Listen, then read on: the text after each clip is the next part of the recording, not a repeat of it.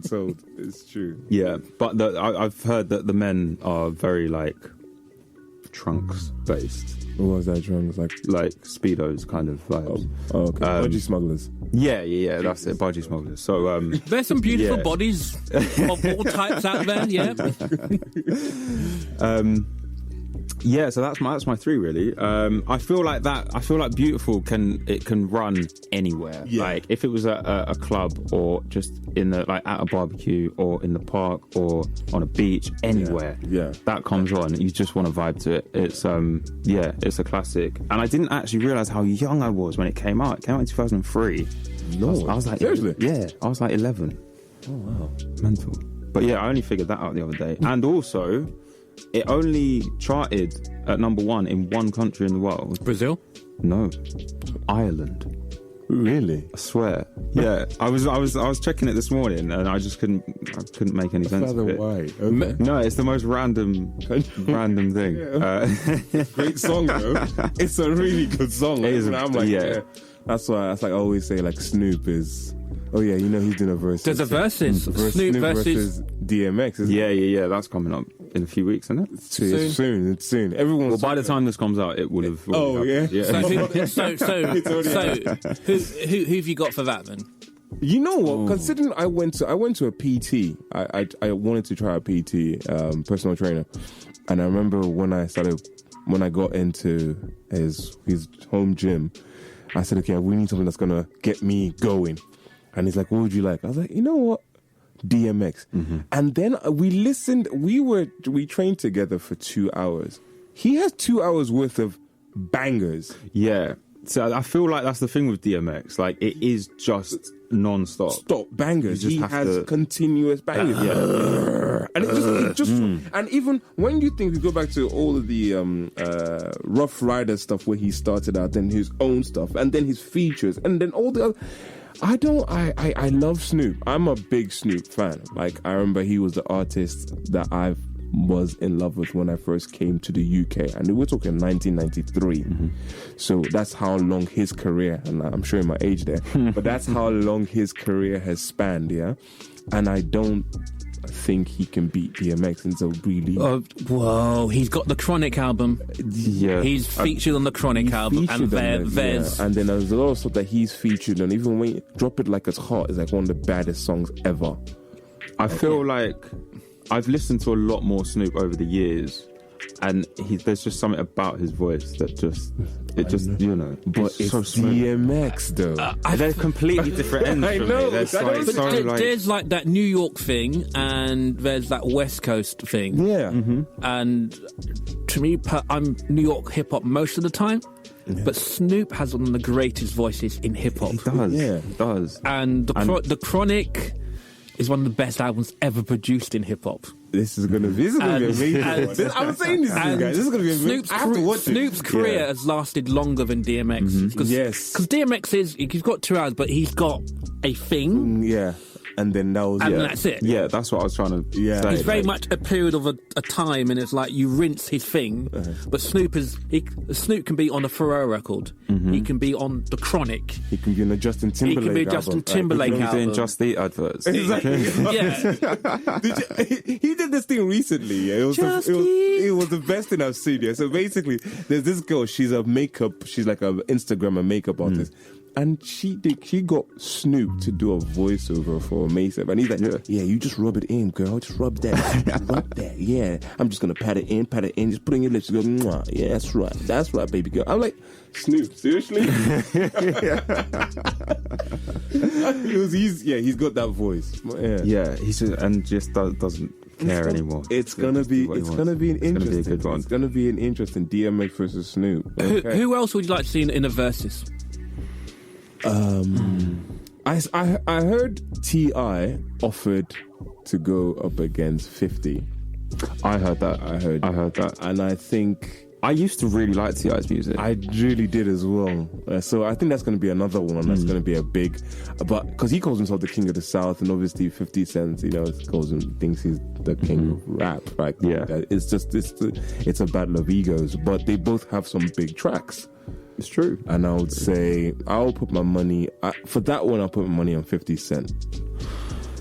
I'd probably say he's probably going to win it. But I reckon if I were listening to that verses, I'd probably enjoy more of T.I. I'd probably enjoy more of T.I. Yeah. But I see 50 winning. Yeah. He would just, he's 50, isn't it? He's 50. But, their verse is going to be difficult. Like the verses have been quite friendly. You've seen Alicia Keys and John Legend. John Legend, they're together talking about their music. Beanie Man. And Beanie Man, that was a good that was nice. That was vibes. Eryka Badu and Jill Scott was just love. That was just love. That was between the two of them. Could you make 50 Cent versus? He ain't going to be nice. Exactly. He has no chill. He's just going to come in and curse your mum and blah, blah, blah. Exactly, he just wants to win. It doesn't matter who he's up against. If he goes into a room knowing he has to win something, he'll win. And he just does not make friends. And that's pretty much what you're gonna get. So it's like, as you said, like if every single verse had like a theme, like Eryka Badu and Jill Scott was like love, that's the love the verses. A 50 Cent verse will be, I'm gonna stomp you. It's like that's it. Like it's like we're many men which death upon, and that's how we'll go into like, okay, you want to come against me? Let's do it. And so I think that I want to see that 50 Cent v Lil. So T.I. Who else I'm thinking? Ja Rule versus 50. Ja Rule versus 50. I would not put those two in the same state. Not even in the same room. I think they both want to kill each other. No, so let's not do that. I'd really like to see J. Cole versus Kendrick Lamar, but I don't know because I've never been able to decide on who I prefer out of the two of them. Ooh. So I'd like to actually you've literally just thrown up a tizzy because I'm like, ooh, like. Yeah, they're both. I love Kendrick, but another thing, I got big into J. Cole this summer. Yeah. I really listened to a lot of J. Cole, and I got to a point where I was like, I feel this guy. Like, I properly feel him. Yeah. Yeah, okay. I've got into, it's like, that roots kind of slower jam hip-hop. Mm-hmm. Yeah. And some it's boom bap, some it's just a more real feel to it. I was actually going to bring one of those up in my three, Concrete Schoolyard by Jurassic 5. Just that sort of, just straight from the streets, just literally, I mean, as it says in the song, just the beats, the music, the beats, the lyrics, that's all you need. It's simple, innit? Into that ruckus thing where, like, Run the Jewels, LPs from that ruckus kind of simple hip-hop. Mm-hmm. Yeah, good times. And I feel like artists like Kendrick and J. Cole, they don't take it back there, but they kind of relate to it, and I just feel that their style of hip hop these days is what you would call real hip hop these days. Yeah.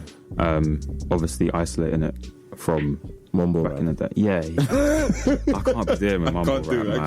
I just can't handle it. It's your generation, though. No, it's not, man. It's not. At heart, I'm an old man, I'm telling you. I'm older than both of you put together. Wow, okay. So, it's now time for that part of the show where we get some depth, some wisdom, and some perspective from the King of Hearts himself, that Guy Kenn. The King of Hearts. The King of Hearts.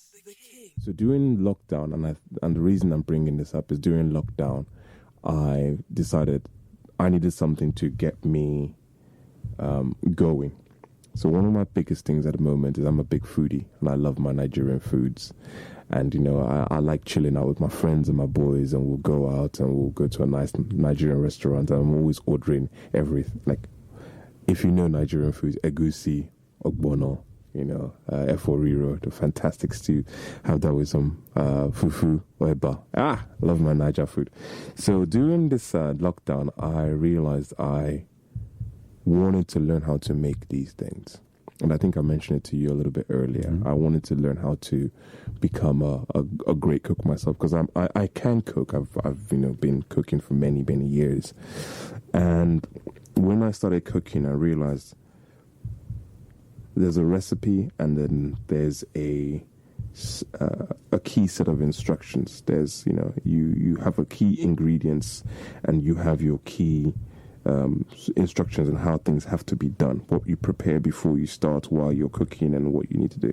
During lockdown, I also became a pescatarian.